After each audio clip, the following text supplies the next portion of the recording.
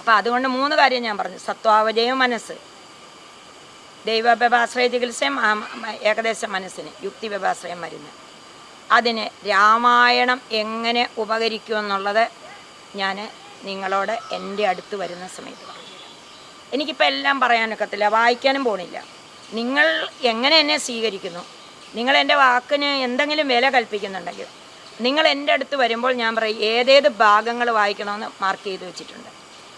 ഇപ്പോൾ കുടുംബ സുഹൃതം കിട്ടാൻ, ജോലി കിട്ടാൻ, സന്താനങ്ങൾ ഭാഗ്യത്തിന്. പിന്നെ ഇതിവിടെ നിൽക്കട്ടെ, ഇതിലേറെ ഒരു വലിയ രഹസ്യം ഞാൻ ഇനി യുവാക്കളായ ഗൃഹസ്ഥാശ്രമികൾക്ക് കൊണ്ട് പറയാൻ എനിക്കറിയാം, പഠിച്ചിട്ട് തന്നെ വർഷങ്ങളായിട്ട് പറയുന്നു. വലിയൊരു ടോപ്പിക്കാണ് അത്. രാമായണത്തിലെ ജനിതക ശാസ്ത്രമാണത്. മോഡേൺ സയൻസ് അംഗീകരിച്ച് പിന്മാറിയിരിക്കുന്ന സംഭവമാണ് ഇത്. കെട്ടുകഥയല്ല, രാമായണം കെട്ടുകഥയാണ്, രാമൻ്റെ അയനമാന്നൊക്കെയാണ് പറഞ്ഞു വരുന്നത്. അല്ല, കിഷ്കിന്ധാകാണ്ഡത്തിലെ സമ്പാദിവാക്യമാണ് ആ സംഭവം.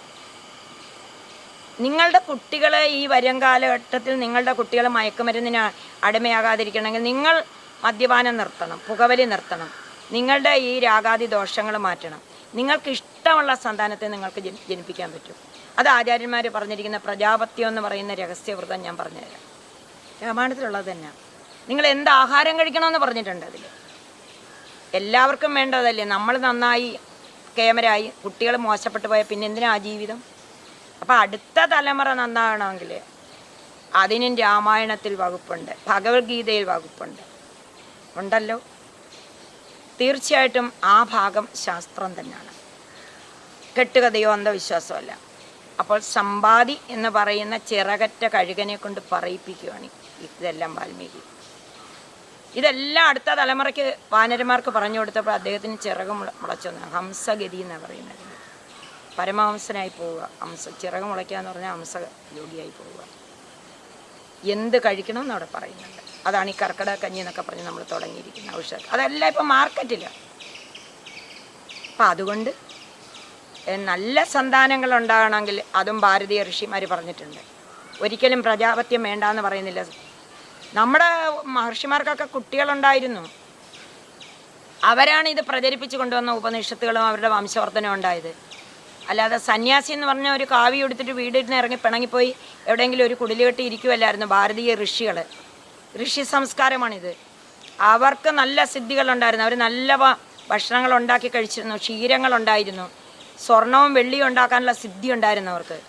അവരെല്ലാം തപസ് കൊണ്ട് നേടിയവരായിരുന്നു. അതൊക്കെ രാമായണത്തിൽ പറയുന്നുണ്ട്. മുനിമണ്ഡലങ്ങളുണ്ടായിരുന്നു കാട്ടിനകത്ത്.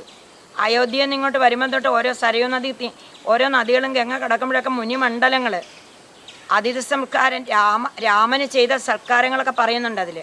ഇത്തരം കാര്യങ്ങളിലേക്ക് ഞാൻ വിരൽ ചൂണ്ടുകയാണ്. ഇതൊരു വീഡിയോയിലൂടെ പറഞ്ഞു തന്നെ എനിക്ക് മുഴുമിപ്പിക്കാൻ പറ്റില്ല. അതുകൊണ്ട് ഞാൻ എൻ്റെ താമസ സ്ഥലം നിങ്ങൾക്കറിയാം. പ്രഭാകര സിദ്ധിയോയിസ് ആശ്രമത്തിൻ്റെ പ്രിമിസസിലാണ് ഞാൻ കഴിയുന്നത്. 99 47 68 83 84 എൻ്റെ നമ്പർ. പിന്നെ ഞാനിടാം, വീഡിയോയിലിടാം. നിങ്ങൾ സദയം ഒന്ന് വിളിക്കുക. ഇപ്പം അമ്മയെ സംബന്ധിച്ചിടത്തോളം ഒരു സമാധി അവസ്ഥയിലേക്ക് കടന്നുകൊണ്ട് ഇരിക്കുകയാണ്. എന്തായാലും ഇത്രയും കാലം കഴിഞ്ഞുകൂടി കുറേ ആചാര്യന്മാരെയൊക്കെ കണ്ടു, കുറേ യജ്ഞങ്ങളൊക്കെ ചെയ്തു, പ്രഭാഷണങ്ങളൊക്കെ നടത്തി, നിങ്ങളോടും സംസാരിച്ചു. ഈ ബോഡിയിൽ അധികം കാലം ഇരുന്നിട്ട് ഇതെല്ലാം ഓതിക്കൊണ്ടിരിക്കാൻ പറ്റുമെന്നൊന്നും എനിക്ക് തീരുമാനമില്ല. കാര്യം പ്രാണശക്തി ഉപയോഗിച്ചാണ് ഞാൻ നിങ്ങളോട് സംവാദം ചെയ്യുന്നത്. സ്വസ്ഥമായിട്ടിരിക്കേണ്ട കാലഘട്ടമായി ഇപ്പോൾ ഈ ചാതുർമാസ്യം. പക്ഷേ അതിരറ്റ സ്നേഹം സഹോദര ജീവനോടുള്ളതുകൊണ്ട് ആ നഗ്നമായ സത്യം പറഞ്ഞു തരികയാണ്. അപ്പോൾ അത് കേട്ടിട്ട് രാമായണ മാസാചരണം നമുക്ക് തുടങ്ങാം. ആശ്രമത്തിൽ അതിൻ്റെ സംവിധാനം ഉണ്ടാക്കിയിട്ടുണ്ട്. ഔഷധമുണ്ട്. നമുക്ക് പ്രഭാകര സിദ്ധിയോഗി പറഞ്ഞ ഔഷധക്കഞ്ഞിയുണ്ട്. അത് ഈ പാക്കറ്റിൽ വരുന്ന സാധനങ്ങളല്ല, അല്ലാതെ പച്ചമരുന്നുകളുണ്ട്. പൂർവികരായിരിക്കുന്ന പാരമ്പര്യമുള്ള വൈദ്യന്മാരെ അമ്മയ്ക്ക് പറഞ്ഞു തന്നിട്ടുണ്ട് ഇന്ന മരുന്നുകളുടെ ചാറ് എടുക്കണം എന്നുള്ളത്. കുടൽപുണ്ണുകൾ ആദ്യമേ നിങ്ങൾ ഒരു വസ്തി ചെയ്യുക. പണ്ടൊക്കെ നമ്മുടെ ആളുകൾ കുടൽ ശുദ്ധമാക്കും. ഞാൻ പറഞ്ഞല്ലോ, മനസ്സിനെ ബാധിക്കും കുടലിലുള്ള കാര്യങ്ങൾ. ശുദ്ധമാക്കുക കുടൽ, ശുദ്ധമായി കുടൽ ശുദ്ധമാക്കുക. എന്നിട്ട് നിങ്ങൾ കൃത്യമായിട്ട്, ഇത് നമ്മുടെ ആവശ്യമാണ്. ഞാനീ പറയുന്നു, നിങ്ങൾ ചിരഞ്ജീവികളായിട്ട് ഇവിടെ ഇരിക്കുമെന്ന് നിശ്ചയമുണ്ടോ? കാലമോ പൊയ്പോകിൽ കരുതി ജോലി ചെയ്യുക. നിങ്ങൾ ശ്രീരാമൻ അനുജനോട് ആദ്യമേ പറഞ്ഞു കൊടുക്കുന്ന വേദാന്തം അതാണ്. കാലാഹിന പരിഗ്രസ്തമാൻ ലോകവും ആലോല ചേതസ ഭോഗങ്ങൾ തേടുന്നു. നിങ്ങളതാണ്, ഞാനും അതാണ്. പാമ്പിൻ്റെ വായിലിരിക്കുന്ന തവള അതിലെ പോയ കൊതുകിനെ തിന്നാൻ ശ്രമിക്കുന്നവരാണ്. ചക്ഷുശ്രവണ ഗളസ്തമാൻ ദർദുരം ഭക്ഷണത്തിന് അപേക്ഷിക്കുന്നത് പോലെ കാലാഹിന പരിഗ്രസ്തമാൻ ലോകവും ആലോല ചേതസ ഭോഗങ്ങൾ തേടുന്നു. കലിയുഗം എന്ന് പറഞ്ഞ ആയുസിനെ തീർക്കുന്നു. ആയുസില്ല. അതുകൊണ്ട് അടുത്ത കർക്കിടക മാസത്തിൽ ഇതെല്ലാം ചെയ്യാം എന്ന് വിചാരിക്കണ്ട. ഒരാൾ നമുക്ക് അവൈലബിളായിട്ടിരിക്കുക. അപ്പം അമ്മ തീർച്ചയായിട്ടും ഞാൻ ഒന്നും കാക്ഷിച്ചിട്ടില്ല, ഒന്നും തരണ്ട. പക്ഷേ സാന്നിധ്യം കൊണ്ട് നിങ്ങൾ അവിടെ വന്ന് ചോദിക്കണ്ടേ, ഒരു ഗുരുവിനോട് ചോദിക്കണ്ടേ ഈ പറഞ്ഞതെല്ലാം ശരിയാണോ. അങ്ങനെ വരുമ്പോൾ ശ്രീരാമൻ ഏറ്റവും നമുക്കിപ്പോൾ ചിരഞ്ജീവിയായിട്ട് നിൽക്കുന്നതും കർക്കിടക മാസത്തിൽ സാന്നിധ്യം കൊള്ളുന്നതും ഹനുമാൻ സ്വാമിയാണ്. ഹനുമാനെ ഏത് മന്ത്രത്താൽ കിട്ടും? ഹനുമാന് ലങ്ക കടക്കാനായിട്ട് ശ്രീരാമസ്വാമി ഉപദേശിച്ചു കൊടുത്തിരിക്കുന്ന മന്ത്രവേദ്, പിന്നെ ശത്രുസംഹാരം എന്ന് പറയുന്ന അഗസ്ത്യോക്തമായ മന്ത്രവേദ്, പിന്നെ മോക്ഷമന്ത്രവേദ്, ഇങ്ങനെയുള്ള പറഞ്ഞ കാര്യങ്ങൾക്കെല്ലാം പരിഹാര മന്ത്രം. അത് ഇത്രയും കാര്യങ്ങൾ, പിന്നെ ഒത്തിരി കാര്യങ്ങൾ സാരാംശങ്ങളുണ്ടല്ലേ അതിനകത്തുണ്ട് അല്ലേ. ഇഷ്ടം പറയുന്ന ബന്ധുക്കൾ ആരുമേ കഷ്ടകാലത്തെങ്കിലും ഇല്ലെന്ന് ഓർക്കണം. ഇന്ന് നമ്മുടെ ഗ്രൂപ്പിലുള്ളവരാരും നമുക്ക് പണമില്ലാതെ വരുമ്പോഴും ശരീരസൗഖ്യം കുറയുമ്പോഴും ബെഡഡാവുമ്പോഴും വരത്തില്ല. ആ ലാസ്റ്റ് എല്ലാവരും ഭഗവത്ഗീത 2-ാം അധ്യായം പഠിപ്പിക്കും. ഞാൻ 8-ാം അധ്യായം പഠിപ്പിക്കുന്നു. എന്താണെന്നറിയാം? പ്രാണപ്രയാണം എങ്ങനെ നടക്കണം. പ്രയാണകാലേ മനസാ ജലേന ഭ്രുവോർ മധ്യേ പ്രാണമാവേശ്യ സമ്യക് സതം പരംപുരുഷം ഉപേതി ദിവ്യം. ഓമിത്യേകാക്ഷരം ബ്രഹ്മവ്യാഹരൻ മാം അനുസ്മരൻ. ഓങ്കാരം ജപിക്കണം നിത്യവും. അഭ്യാസ യോഗയുക്തേന രസ ന അന്യഗാമിന. നിത്യ അഭ്യാസമുള്ളവനെ ഇത് കിട്ടത്തുള്ളൂ പാർത്ഥ.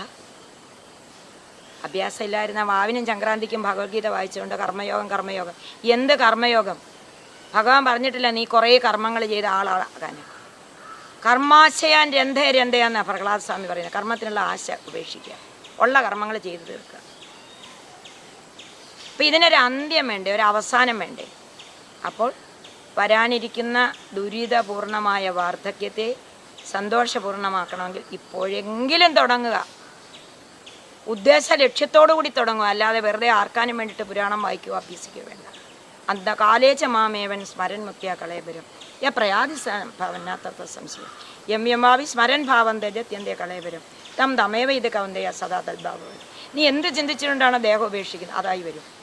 അപ്പോൾ നമ്മൾക്ക് ഇങ്ങനെയുള്ള ദുരിതം പിടിച്ച ജന്മവും ജോലിയില്ലാത്ത ജന്മവും രോഗിയായ ശരീരവും ഇതൊക്കെ നമ്മൾ കഴിഞ്ഞ ജന്മം ഉണ്ടാക്കിക്കൊണ്ട് വന്നാണെന്ന് കൃത്യമായിട്ട് പറയുന്നുണ്ട് ഭഗവത്ഗീതയിലും. അതാണ് രാമായണവും പറയുന്നത്. പ്രാക്തന ദേഹസ്ഥ കർമ്മണ ദേഹിക്ക് പ്രാപ്തമാൻ ദേഹവും. അപ്പോൾ ഇഷ്ടം പറയുന്ന ബന്ധുക്കളാരും നമ്മുടെ കഷ്ടകാലം ബെഡഡാകുമ്പോൾ ഇല്ലെന്നോർത്തിട്ട് പൂർണ്ണ ആരോഗ്യത്തോട് പോകാൻ രാമനാമം ജപിച്ചാൽ ഒരുപാട് അനുഭവങ്ങളുണ്ട്. പിന്നെ ഞാൻ രാഘവീയം എന്ന് പറയുന്ന ഈ പുസ്തകം ഞാൻ കൊണ്ടുവന്നിരിക്കുകയാണ് ആശ്രമത്തിൽ. ഏറ്റവും വലിയൊരു തെളിവാണ് എനിക്കിത് കിട്ടിയത്. കെ രാഘവൻ തിരുമുൽപ്പാട്, വൈദ്യഭൂഷണം, അഷ്ടാംഗരത്നം, ഇത്രയും ക്വാളിറ്റീസ് ഉണ്ട്. ഒത്തിരി പഴയതായിട്ട് തോന്നുന്നില്ല ഈ പുസ്തകം. ഇതെൻ്റെ കൈവശം വന്നിറന്നിട്ട് 20 വർഷമായി. അപ്പം ഞാൻ അന്ന് ഇതൊക്കെ എടുത്ത് നോക്കിയെങ്കിൽ ശരി പഠിച്ച് വന്നപ്പോഴാണ് അദ്ദേഹം പറഞ്ഞിരിക്കുന്നു. വലിയ വൈദ്യനാണ്. അദ്ദേഹത്തിന് കാസരോഗം വന്നിട്ട് എല്ലാ ചികിത്സയും വിഫലമായി, ഫലിക്കുന്നില്ല, ജോലിയും പോവുകയാണ്. അങ്ങനെ ഒന്നുമില്ല. അതാണ് പൂർവജന്മാർജിതം പാപം വ്യാധിരൂപേണ വർത്തത എന്നുള്ള ആ ഒരു വാചകത്തിൻ്റെ അല്ലെങ്കിൽ ആ സത്യത്തിൻ്റെ തെളിവാണ് രാഘവൻ തിരുമുൽപ്പാട്. അദ്ദേഹം രാഘവീയം എന്ന് പറയുന്ന ഈ കൊച്ചു പുസ്തകം എഴുതി. ശ്രീരാമ കഥകൾ. അദ്ദേഹത്തിൻ്റെ രോഗം മാറി. 80 വയസ്സ് വരെ അദ്ദേഹം ഇരുന്നു. 80ാമത്തെ വയസ്സിൽ വീണ്ടും ഒരു ബുദ്ധിമുട്ട് വന്നപ്പോൾ അപ്പോഴും അദ്ദേഹം ഇത് റീപ്രിൻ്റ് ചെയ്തെടുത്തു. സത്യമാണ് ഈ പറയുന്നത്. വൈദ്യരത്നം രാഘവൻ തിരുമുൽപ്പാടിനേക്കാളും വലിയൊരു തെളിവില്ല. നാരായണീയം ഉണ്ടല്ലോ. ഇപ്പം ഞാൻ ഈ ഗ്രന്ഥം തന്നെ നിങ്ങളുടെ അടുത്ത് വൈദ്യന്മാരോട്, ആയുർവേദ ഡോക്ടർമാരോട്, ഇതെന്തായാലും ഇതിനെ നിഷേധിക്കാൻ നിങ്ങൾക്ക് പറ്റത്തില്ല. നിങ്ങളുടെ കൂട്ടത്തിൽപ്പെട്ട ഏറ്റവും അറിയപ്പെട്ട വൈദ്യനാണ്. തീർച്ചയായിട്ടും കുപ്പിയിൽ വരുന്ന മരുന്നുകളും തിരുമ്മലും മാത്രം പോരാ, എല്ലാ തെറാപ്പി സെൻ്ററുകളിലും ആധികാരികതയുള്ള സ്ഥാപനങ്ങളുണ്ട് കേരളത്തിൽ. അതേമാതിരി ആയുർവേദ കോളേജുകളിലും ഈ ദൈവ വ്യപാശ്രയ ചികിത്സ എന്ന് പറയുന്ന ആ സംഭവത്തിൻ്റെ ഒരു ഒരല്പമെങ്കിലും കുട്ടികളോട് പറഞ്ഞു കൊടുക്കണം. ഒരു രാമായണമെങ്കിലും വായിക്കാൻ ഞാൻ ആയുർവേദ വിദ്യാർത്ഥികളോടാണ് പറയുന്നത്, മറ്റവരോട് എനിക്ക് പറയാൻ പറ്റുമോ? സർജറി നടത്തുന്ന പല സർജന്മാരും ലളിതാ സഹസ്രനാമം ജപിക്കുന്നുണ്ട്. കയ്യിൽ കൊണ്ടു കിടക്കുന്ന ഗൈനക്കോളജിസ്റ്റുകളുണ്ട്. ഇത് വേണമെങ്കിൽ പരിഹസിച്ച് തള്ളാം. സ്വീകരിക്കുന്നവൻ കാണാതെ വിശ്വസിച്ചവർ ഭാഗ്യവാന്മാർ, ക്രിസ്തു പറഞ്ഞതുപോലെ ഭാഗ്യവാന്മാർ.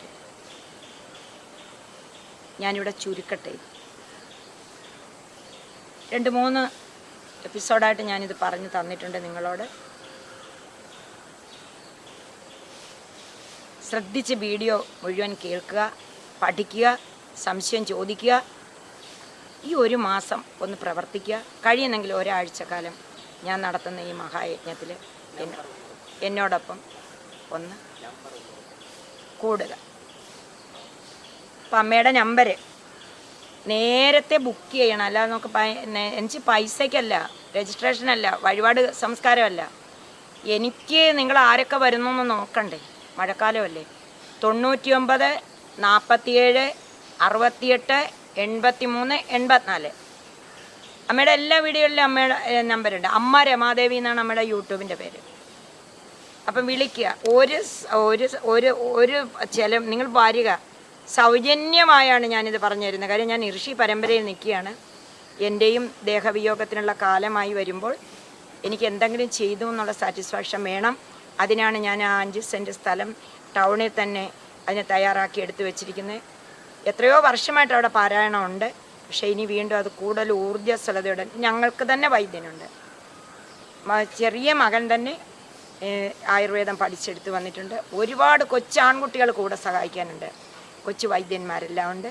പുരാണം പാരായണം ചെയ്യുന്നവരെല്ലാം എൻ്റെ കൂടെയുണ്ട്. രാമായണം പാരായണം ചെയ്യുന്നവർ, ഭാഗവതം പാരായണം ചെയ്യുന്നവർ, ആരോട് വേണമെങ്കിലും നിങ്ങൾക്ക് വീട്ടിലൊരു പാരായണം ചെയ്യണോ? എത്രയോ പൈസ നമ്മൾ മത്സ്യ മാർക്കറ്റിൽ കൊടുക്കുന്നു. ഒരു ദിവസം അതിന് വേണ്ടിയിട്ട് നമ്മുടെ കുടുംബത്തിനകത്ത് രാമശബ്ദം വന്നാലോ നാരായണ ശബ്ദം വന്നാലോ എന്താ കൊള്ളത്തില്ലേ? ഞാൻ നിങ്ങൾക്ക് കണക്ട് ചെയ്ത് തരാം. ഫസ്റ്റ് ഓഫ് ആൾ നിങ്ങൾ ആദ്യം എന്നെ കോണ്ടാക്ട് ചെയ്യുക.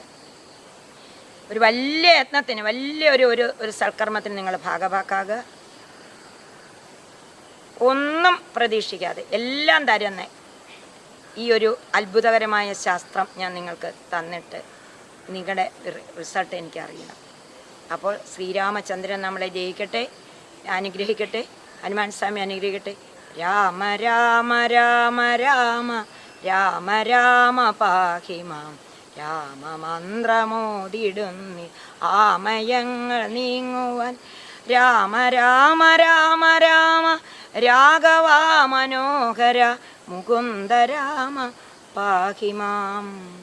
ശ്രീരാമ ജയം. നമസ്തേ.